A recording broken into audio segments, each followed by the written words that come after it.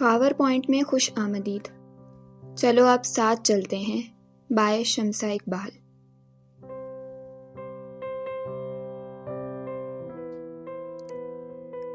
قسط نمبر 38۔ ہادی باہر کھڑا تھا۔ کور کمانڈنٹ اور یونٹ کمانڈنٹ بھی اس وقت اس کے ساتھ موجود تھے۔ یہ فیصلہ کیا میجر ہادی کا اپنا تھا؟ وہ ہادی سے پوچھ رہے تھے۔ جی سر، اس نے مرنے سے پہلے کرنل خالد کی موجودگی میں اپنا کنسنٹ دیا تھا اور خود کنسنٹ فارم بھی سائن کیا تھا، ہادی دکھ بھرے لہجے میں کہہ رہا تھا۔ زندہ رہ کر وہ ملک کی خدمت کرتا رہا اور اپنی جان بھی اس کی ملک کی خاطر ہار کر مرنے کے بعد بھی اس نے اس ملک کی خاطر قربانی دی، ایسی قربانی جو تاعمر یاد رکھی جائے گی۔ ہمیں اس پر فخر ہے۔ کرنل خالد کے الفاظ پر ہادی نے ایک نظر انہیں دیکھا اور پھر میت کی جانب بڑھ گیا۔ دعا؟ ہادی کی پکار پر اس نے سر نہ اٹھایا۔ وہ سر جھکائے حیدر پر جھکی اس کی بند آنکھوں کو یوں دیکھ رہی تھی جیسے اسے یقین ہو کہ ابھی وہ آنکھیں کھول دے گا۔ وہ انتظار میں تھی کہ کب وہ آنکھیں کھولے گا۔ دعا، وقت ہو چکا ہے، ہمیں اب حیدر کو لے جانا ہوگا۔ اس کی بات پر دعا نے تڑپ کر اس کی طرف دیکھا۔ اس کی آنکھوں میں ایسا شکوہ تھا کہ ہادی اس سے نظریں نہ ملا سکا۔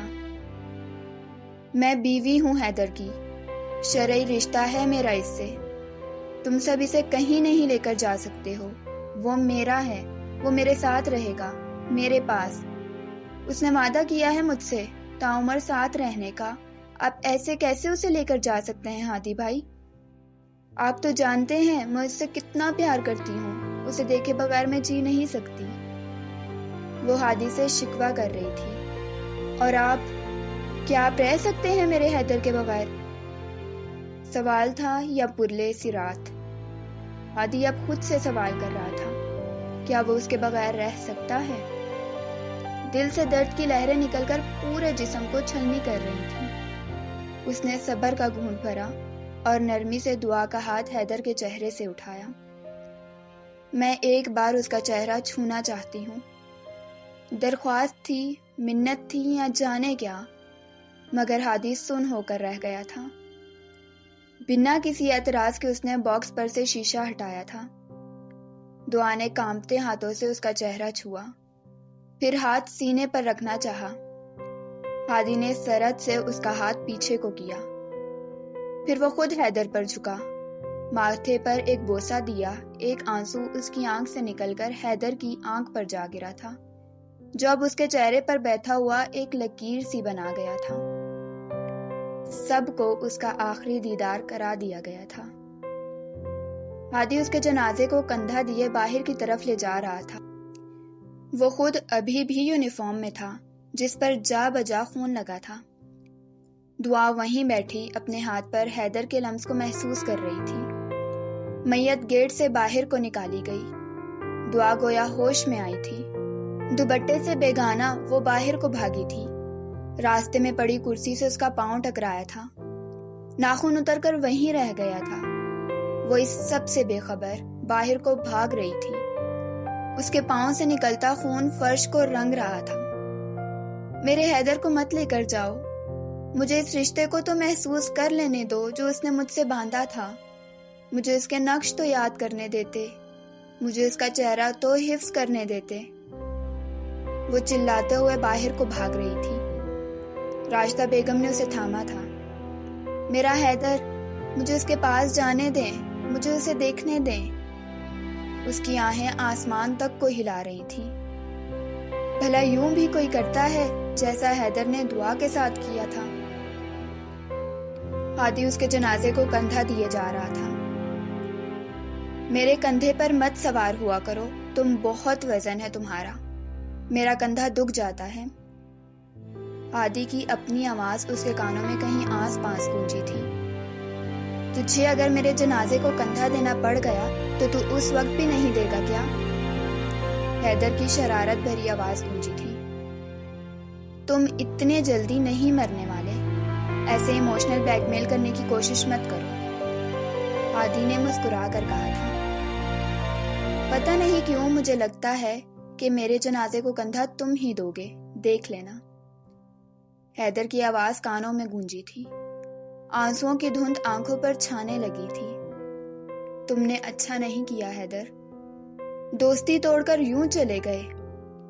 ذرا خیال نہ آیا کہ میں اکیلا کیا کروں گا؟ ایک شکوہ ہادی کے دل میں ابھرا تھا۔ نماز جنازہ ادا کر کے اسے قبرستان لے جایا گیا۔ ایک فوجی دستے نے اسے سلامی دی، ان میں ہادی بھی شامل تھا۔ اس کا دل یوں لگ رہا تھا خالی ہو گیا ہو۔ قبر کے پاس پہنچ کر وہ قبر میں اترا۔ اس نے اپنے ہاتھوں سے حیدر کی میت کو قبر میں اتارا، انہی ہاتھوں سے جن کو تھام کر وہ چلتے تھے، ہنستے کھیلتے تھے۔ ایک آخری نظر اس کے چہرے پر ڈالی اور پھر مٹی اٹھا لی۔ اس میں اتنی ہمت نہیں ہو رہی تھی کہ مٹی ڈالے اس کی قبر پر۔ ہادی کا دل چاہ رہا تھا کہ سب کو دور ہٹائے، وہ جو اسے منو مٹی تلے دفن کر رہے تھے۔ سب مٹی ڈال چکے تو اس نے آہستہ سے ہاتھ میں پکڑی مٹی بیٹھ کر پوری قبر پر بکھیر دی۔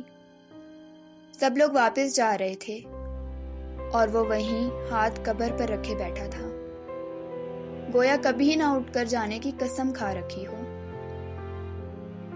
وعدے وہ سارے توڑ گیا ہے، بیچ رستے میں چھوڑ گیا ہے۔ وعدہ عمر بھر کے ساتھ کا کر کے رخ زندگی سے موڑ گیا ہے۔ مانا کہ وطن بہت تجھ کو تھا پیارا، دوستی بھی تو نبھاتے او میرے یارا۔ چھوڑ کے یوں جو تم جاؤ گے، یاد ہم کو ہر پل آؤ گے۔ بولو کیسے جی ہم پائیں گے جو تو نہیں ہوگا ہمارے ساتھ؟ ہم تو جیتے جی مر جائیں گے، کیسے پکاریں کیسے بلائیں؟ کوئی منتر کوئی وظیفہ بتاؤ جس سے تجھ کو واپس لے آئیں۔ یاد تمہاری ہمیں آئے گی، ہر پل ہر لمحہ ہم کو ستائے گی۔ تم سے تھی خوشیاں، تم تو تھے جان ہماری، تم سے ہی تو رونق تھی ساری۔ گئے جو تم تو ویراں ہو گیا ہے، اپنا دل خود سے انجان ہو گیا ہے۔ مجھے یوں لگتا ہے جیسے ابھی تم لوٹ آؤ گے اور ہاتھ پکڑ کر کہو گے مجھ سے، کیوں ہو اداس، کیوں روتے ہو؟ چلو اب وہاں چلیں جہاں سمندروں کے کنارے ملتے ہیں، جہاں خزاؤں میں بھی پھول کھلتے ہیں۔ آؤ چلو اب ساتھ چلتے ہیں، کاش کے کہو تم، چلو اب ساتھ چلتے ہیں۔ مجھے چھوڑ کے جانے والے کبھی سوچا ہے تم نے کہ میں کیا جواب دوں گا ان رستوں کو جب وہ تمہارا پوچھیں گے کہ جن پہ ہم ساتھ چلتے تھے؟ کیا کہوں گا میں ان درختوں کو جو ہماری محبت کے گواہ ہیں؟ کیسے سمجھاؤں گا اس کمرے کو جن میں کئی راتیں باتوں باتوں میں جاگ کے گزاری ہیں؟ کیسے کھولوں گا میں وہ الماری جس میں لٹکے کپڑوں سے اب بھی تمہاری خوشبو آتی ہے؟ کیسے دیکھوں گا تمہاری وہ خاکی وردی جس پر اب بھی تمہارا نام چمکتا ہے؟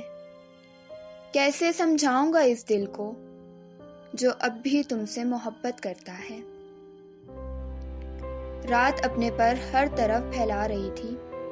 سردیوں کی راتوں میں ہر زیرو اپنے آشیانے میں جا چکا تھا۔ اس قبرستان میں بھی سناٹا تھا، دور دور تک پھیلا سناٹا، مگر وہاں کوئی تھا، ایک قبر پر ہاتھ رکھ کر سر جھکائے بیٹھا، ماتم کناسا، یوں جیسے زندگی کی ساری جمع پونجی کسی نے لوٹ کر یہاں دفن کر دی ہو۔ اس کا جسم نڈھال سا تھا، ہاتھ بار بار مٹی پر پھیر رہا تھا، یوں جیسے اندر سوئے شخص کے نقوش کو چھونے کی کوشش میں ہو۔ میں کہتا تھا میرا حیدر بہت اچھا ہے، مگر تم بہت برے ہو حیدر، تم مجھے اکیلا کر گئے ہو۔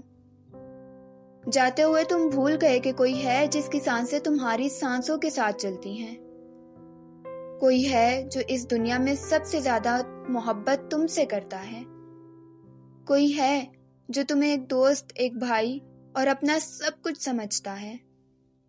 آج تمہارے جانے سے جنت میں تو رونق ہوگی حیدر، مگر ہماری زندگی بے رونق ہو گئی ہے۔ اس کا لہجہ نم تھا۔ آنکھوں کے پردوں پر کچھ گھنٹے پہلے کا منظر پھر سے واضح ہونے لگا۔ وہ اس وقت کو کوسنے لگا جب اس نے حیدر کو آپریشن پر ساتھ آنے کی دعوت دی تھی۔ حیدر کی گن سے نکلنے والی ایک ہی گولی نے سعد پر تشدد کرنے والے اس ظالم کو نیچے گرا دیا تھا۔ عادی اور حیدر سعد کو سہارا دیے باہر کو لا رہے تھے۔ ایک جوان فرنٹ اور ایک بیگ سے انہیں کور کر رہا تھا۔ سعد پر نکاہت طاری ہو رہی تھی۔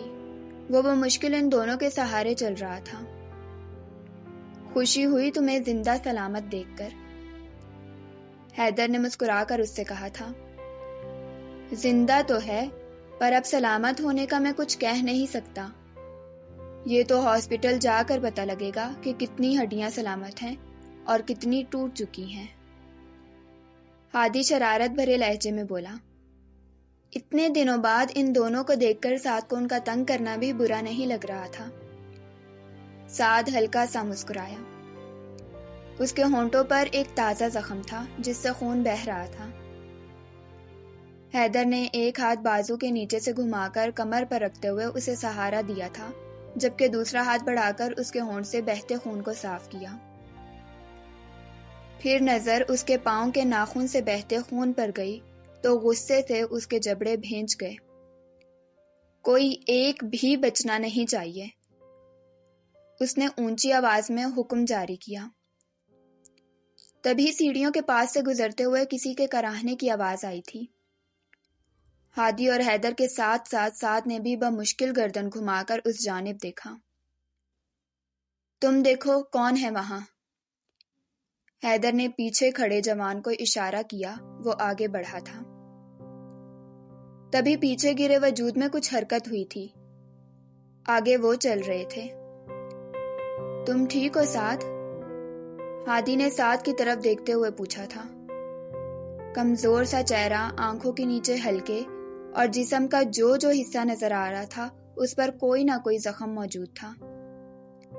آپ دونوں آ گئے ہیں نا؟ اب میں ٹھیک ہوں، نکاہت زدہ لہجے میں بولا۔ اس کی آواز لڑکھڑا رہی تھی۔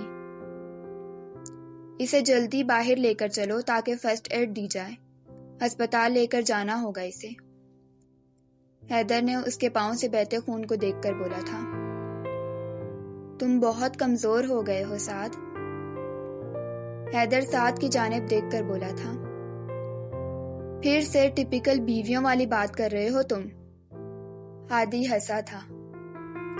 ان کی نوک جھوک سے سعد بھی لطف اندوز ہو رہا تھا، مسکرایا تھا۔ بیوی والی بات نہیں ہے یہ میری محبت ہے سعد کے لیے اور سعد کی میرے لیے، حیدر سنجیدگی سے بولا۔ تم دونوں اس ٹائپ کے ہو کیا؟ ہادی نے چہرے پر حیرت اور دکھ کے تاثرات لاتے ہوئے کہا۔ سعد اور حیدر نے پہلے اسے ناسمجھی سے دیکھا، پھر جب بات سمجھ میں آئی تو حیدر نے پاؤں بڑھا کر عین ہادی کے گھٹنے کے پیچھے مارا۔ ہادی لڑکھڑایا۔ تم نے مجھے مارنے کی کوشش کی تو میں سعد کو چھوڑ کر بھاگوں گا اور سعد گر جائے گا، ہادی نے اسے وارن کیا۔ مجھے ڈر تھا کہ میں کہیں آپ دونوں سے ملے بغیر ہی نہ مر جاؤں۔ سعد کی بات پر دونوں کے دل کو کچھ ہوا تھا۔ تمہیں کچھ نہیں ہونا تھا سعد، جب تک میں ہوں تمہیں کچھ نہیں ہو سکتا، ہادی نے اس کا کندھا تھپتھپایا۔ تبھی اتنا سب ہو گیا، سعد نے خفگی سے کہا تھا۔ حیدر کا کہکہا گونجا تھا۔ تمہیں کچھ ہو ہی نہیں سکتا تھا، حیدر پر یقین لہجے میں بولا۔ کیوں؟ سعد نے حیرت سے دیکھا۔ سنا نہیں تم نے کبھی کہ نیک لوگ جلدی مر جاتے ہیں، اس لیے تم پریشان مت ہو، شہادت اگر نصیب میں لکھی ہے تو سب سے پہلے میں شہید ہوں گا، تم دونوں۔ حیدر کی بات پر ہادی اور سعد دونوں انشاءاللہ بھی نہ کہہ سکے۔ اتنے بھی تم اللہ کے پیارے نہیں ہو کہ اتنی جلدی وہ تمہیں بلا لیں۔ ہادی نے اسے چڑھایا، ساتھ ہنس دیا۔ یار میں جنت میں بیٹھ کر پھر تم دونوں کا انتظار کروں گا، وہ چہرے پر مصنوعی اداسی طاری کرتے ہوئے بولا تھا، جبکہ ہونٹ مسکرا رہے تھے۔ میں تم دونوں کو بہت یاد بھی کروں گا۔ وہ ان دونوں کو اب گلے لگائے کہتے ہنسا تھا۔ زندگی سے بھرپور کہا فضا میں گونجا تھا۔ تبھی پیچھے آہٹ ہوئی، ساتھ کی نکاہت دور کہیں جا سوئی۔ بازو ان کے کندھے سے ہٹا کر بجلی کسی تیزی سے پیچھے مڑا تھا۔ تبھی فضا میں فائر گونجے تھے۔ پل کے پل کئی جوان وہاں پہنچے تھے۔ ان سب کے ساتھ ساتھ ہادی نے گن نکال کر اس شخص پر فائر کھول دیا تھا، مگر ساتھ کھڑے ساتھ کو لڑکھڑا کر گرتے دیکھا تو وہ اس کی جانب پلٹا تھا۔ مگر جب اس کی نظر ساتھ کے ساتھ پڑے ساکت ہوتے وجود پر پڑی تو اس میں اتنی ہمت بھی نہ رہی کہ ساتھ کو سنبھالے۔ ساتھ ہاتھ سینے پر رکھے جھکا تھا، جبکہ حیدر نیچے گر چکا تھا۔ سر کے پیچھے سے خون کا ایک فوارہ ابل کر باہر کو آ رہا تھا۔ ہادی بھی لڑکھڑا کر نیچے کو گرا تھا۔ سعد نے گردن موڑ کر حیدر کو دیکھا۔ ہادی؟ ساکت ہوتے لبوں سے سرگوشی کی صورت میں نام نکلا تھا۔ ہادی نے اس کی جانب دیکھا۔ سعد؟ وہ اب سعد کو پکار رہا تھا۔ ہادی نے آگے بڑھ کر اسے تھاما۔ سعد کو وہ جوان لے کر باہر کو بھاگے تھے۔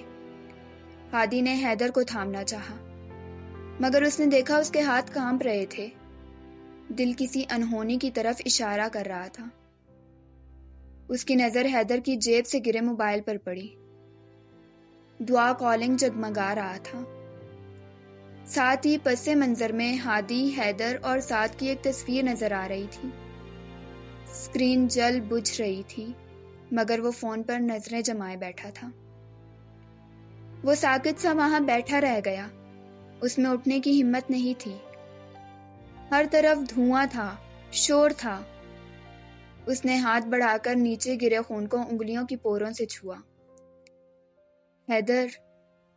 ہادی نے بمشکل اس کا نام لیا تھا۔ پھر سعد کے سینے سے جو خون ابل کر نکلا تھا اس پر ہاتھ لگایا۔ اس کے ارد گرد خاموشی تھی، موت کی سی خوفناک خاموشی۔ وہ وہیں بیٹھا تھا۔ سر؟ کسی نے اسے پکارا تھا۔ اس نے خالی خالی نظروں سے اسے مڑ کر دیکھا۔ آپ کے ہاتھوں پر خون لگا ہے، کیا یہ آپ کا خون ہے؟ کیا آپ بھی زخمی ہیں؟ اس نے ہادی سے پوچھا تھا۔ میرا ہی تو خون ہے یہ میرا ہی تو خون ہے، میرا اپنا خون۔ وہ دیوانوں کی سی طرح بیٹھا ہاتھوں پر لگا خون اس سپاہی کو دکھا رہا تھا۔ اس نے جلدی سے آگے بڑھ کر اس کے ہاتھ ٹٹولے، پھر کہا، سر کہاں چوٹ آئی ہے آپ کو؟ کہاں درد ہو رہا ہے آپ کو؟ وہ پھر پوچھ رہا تھا۔ یہاں درد ہو رہا ہے مجھے، اس نے سینے پر عین دل کے اوپر ہاتھ رکھ کر کہا تھا۔ یہاں درد ہو رہا ہے مجھے، اور یہ خون بھی میرا ہے، میرے اپنے حیدر اور سعد کا خون ہے یہ۔ وہ مجھ سے الگ ہے کیا؟